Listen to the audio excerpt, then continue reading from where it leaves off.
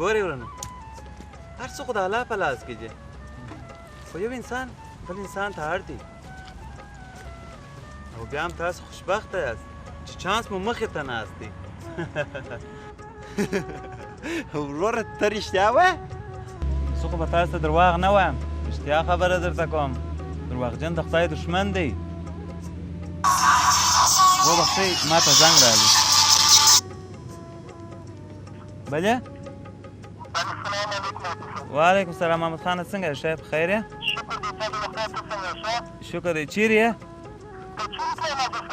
ښه مالونه دې رابار کړه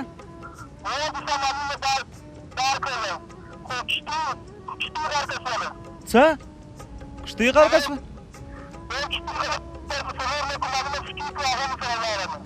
ښه د 4 لکو د دونه کیسه نه لري 4 لکه چې دي دا سبا بې زه دراواله کړمه غم یې مه کوه پروا نه کوي خوا مه بدوه 4 لکه دونه شی نه دي 4 لکه ډالر چې شي دي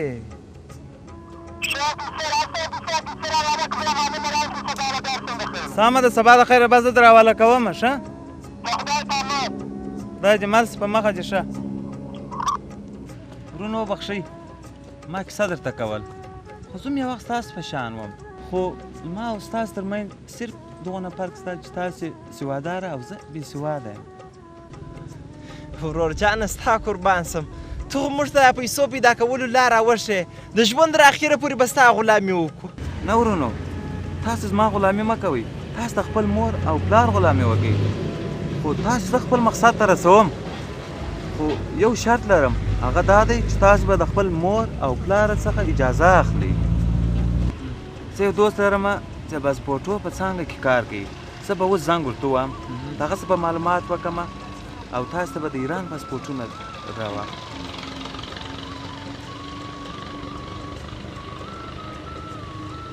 بله داو جان څنګه یې ښه خیر یې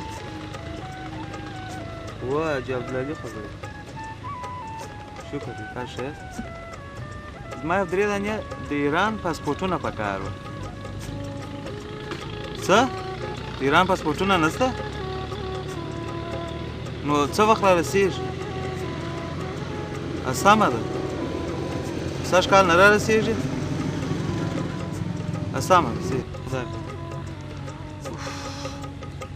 ستاسو قسمت ډېر خراب دی پاسپورټونه نشته خیر خو یو بله لاره شته هغه څنګه هغه داسې چې یو بله لاره شته خو یو څه خطرناکه ده ورور جانه دا لار موږ ته راوښیه ګورې ورونو زما یو ورور دی چې د ایران په مرز کې کار کوي او هغه د تهران په ښار کې یو کمپنۍ لري زه تاسو بیا هم او هغه ته مو تسلیموم او هلته به تاسو کار وکړئ ګورې ورونو زه اوس ځمه چې ډېر کارونه لرم تاسو داسې وکړئ سبا د خیره په دغه ځای ته راسئ او د ځانه سره اجازه خط د مور او پلار څخه راوړئ چې بار به بل سبا به د خیره حرکت وکړو او لاړ څنګه مو خوښ سیده اوس نو ماته اجازه راکړئ اجازې دي کښېنئ مه شورئ نرمز موږ سره تللی وای خیر اوسې ځم چاته کارونه لرم خدای په امان خدای په امان یاره زه ګمان نه کوم چې مور پلار اجازه راکړي ځکه زه د مور پلار یوازینی زوی یم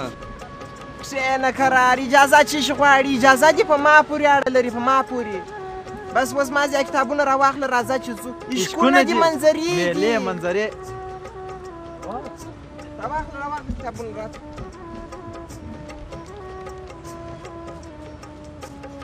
ښه روښانه راتلونکې پیسې آینده خوشبختي واه واه واه واه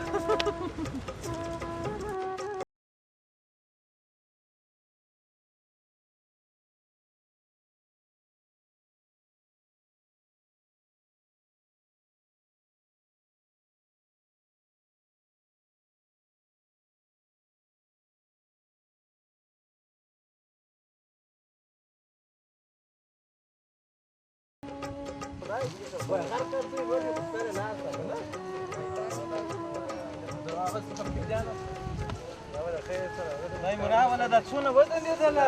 مالک ستړي مه شئ څنګه یاست ښه خیر راورسېدله هغه زما خبره چې هم پوره کړه او خط خو راوباسه د درو سرو پلرو امضا پر کړې ده